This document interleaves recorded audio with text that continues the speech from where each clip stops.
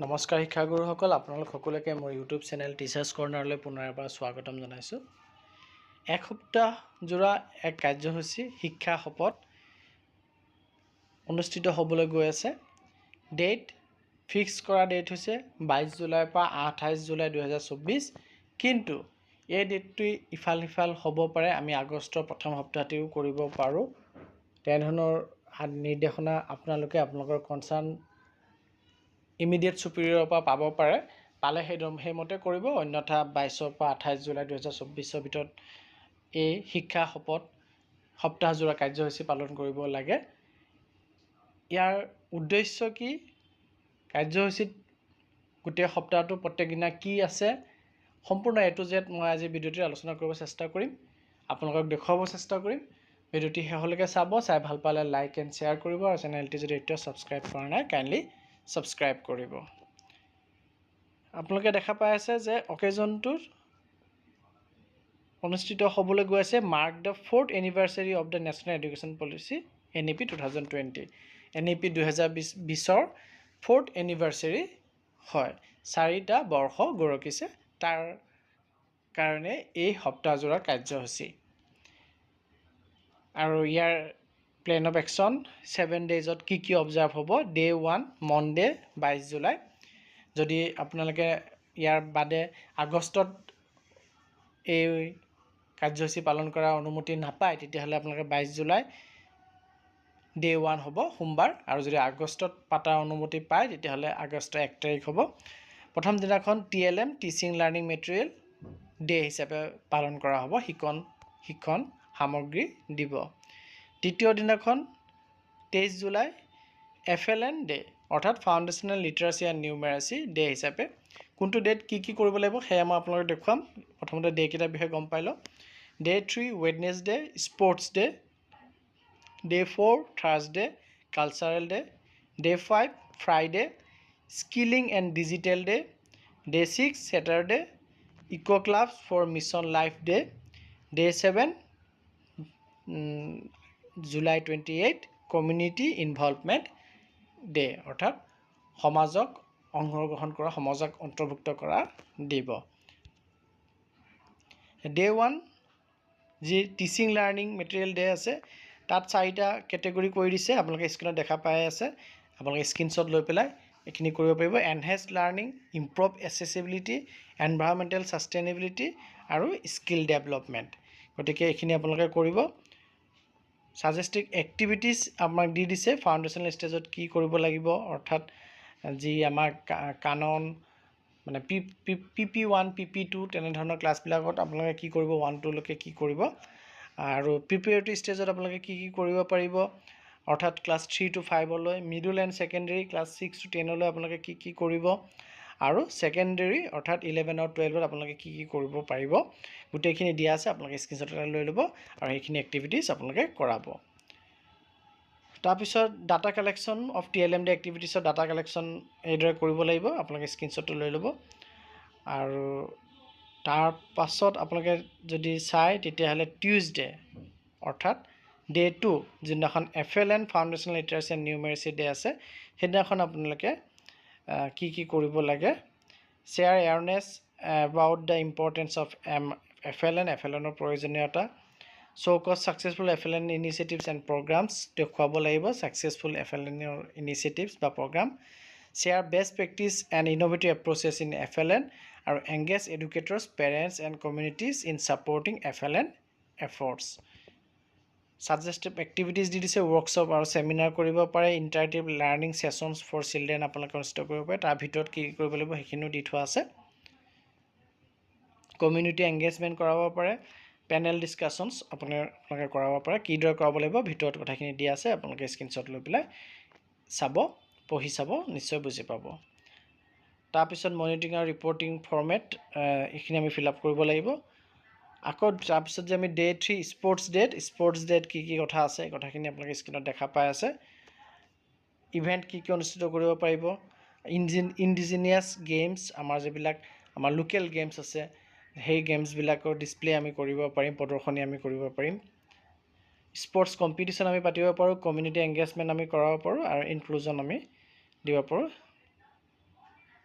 Inclusion মানে যিখিনি আমাৰ চিলড্ৰেনছ উইথ স্পেচিয়েল নিড আছে তেওঁলোকৰ কাৰণে। আৰু এক্সপেক্টেড আউটকামছ ইয়াৰ ফল আমি যি ফলাফল পাম কি পাব পাৰোঁ সেই কথাখিনিও ইয়াত উল্লেখ কৰিছে, আপোনালোকে চাব পাৰে। আৰু মনিটৰিং ফৰ্মেটটোত আছে, সেইটো আমি কৰিব লাগিব, দিব লাগিব। আকৌ থাৰ্ছডে ডে 4ত cultural day to promote and celebrate India's cultural diversity. আমাৰ যি সাংস্কৃতিক বৈচিত্ৰতা আছে তাক আমি প্ৰমোট কৰিব লাগিব, চেলিব্ৰেট কৰিব লাগিব। Transform the school environment into a vibrant and joyful place of learning. আৰু এক্টিভিটিজ পাৰপ'জ কি আছে সেইখিনি আপোনালোকে স্ক্ৰীনত দেখা পাই আছে স্পৰ্ট ডে কাৰণে। তাৰপিছত আমাৰ মনিটৰিং আৰু ৰিপৰ্টিং ফৰ্মেটটো দিছে, আপলোড ফটোগ্ৰাফলৈকে আমি কৰিবলগীয়া হ'ব পাৰে।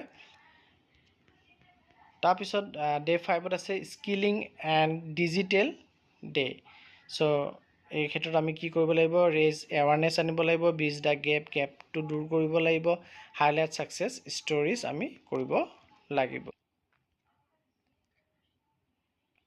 আৰু ইয়াৰ ছাজেষ্টিভ এক্টিভিটিছখিনি আমাৰ ছেপাৰেটলি দি থোৱা আছে, সেইখিনি আপোনালোকে নিশ্চয় পাব। ইয়াত উল্লেখ কৰিও দিছে এক্টিভিটিছখিনি আমি কি কৰিব লাগে, আপোনালোকে স্ক্ৰীনত দেখা পাই আছে, সেইমতে আপোনালোকে আগবাঢ়িব।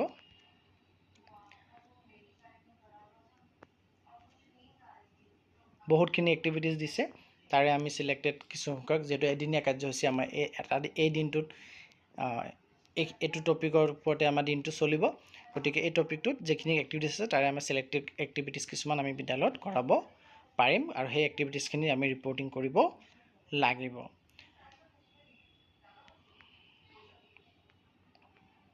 আপোনালোকে স্ক্ৰীনত দেখা পাই আছে কি আছে। তাৰপিছত আমাৰ eco' club for mission life day সেই কাৰ্যসূচীটোত আহিছে। এই কাৰ্যসূচীটোত আমাৰ eco' clubs for mission life targets হয়, আৰু আমি প্লেণ্টেশ্যন ড্ৰাইভ চলাব পাৰোঁ।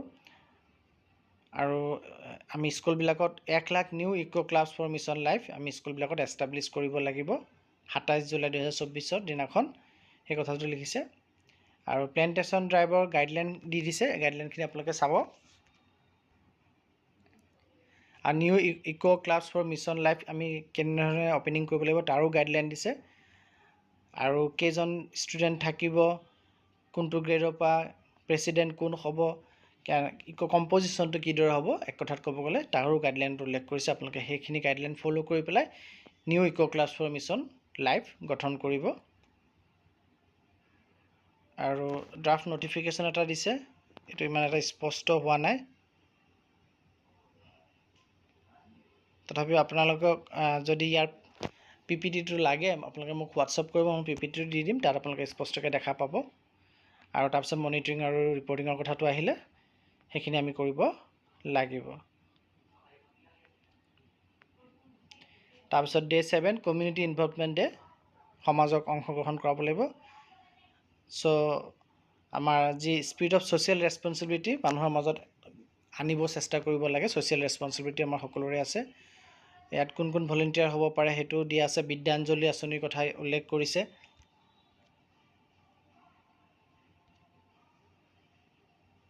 এক্টিভিটিছ কি আমি স্কুল লেভেলত কৰিব পাৰোঁ, বিদ্যাঞ্জলিৰ ক্ষেত্ৰতে হওক বা বাকীখিনি ক্ষেত্ৰত হওক, ইয়াত এইখিনি উল্লেখ কৰিছে, আপোনালোকে স্ক্ৰীনত দেখা পাই আছে। তাৰপিছত মনিটৰিঙৰ কথাটো আহিলে তিথি ভোজন, আমি যোনটো সম্প্ৰীতি ভোজন বুলি কওঁ, এই সম্প্ৰীতি ভোজনৰ কথাও ইয়াত উল্লেখ কৰিছে। সম্প্ৰীতি ভোজন আমি বিদ্যালয়ত কৰোৱাৰ চেষ্টা কৰাব লাগে, সমাজক অংশগ্ৰহণ কৰোৱাই লৈ পেলাই। আৰু ইয়াত গাইডলাইনো দিছে, তিথি ভোজনৰ যিখিনি গাইডলাইন আছে আমি নিশ্চয় তিথি ভোজন বা সম্প্ৰীতি ভোজনৰ বিষয়ে জ্ঞাত হওঁ, কিদৰে কৰিব লাগে বা কি এক্টিভিটিছ আমি তাত কৰাব পাৰোঁ, বা আমি কেনেধৰণে ন'টিছ বৰ্ড এটা বাহিৰত হেং কৰিব ৰাখিব লাগে, য'ত তিথি ভোজন বা সম্প্ৰীতি ভোজনত যিজন দাতা তেখেতৰ ফটো, নাম এইখিনি কথা উল্লেখ থাকিব লাগে।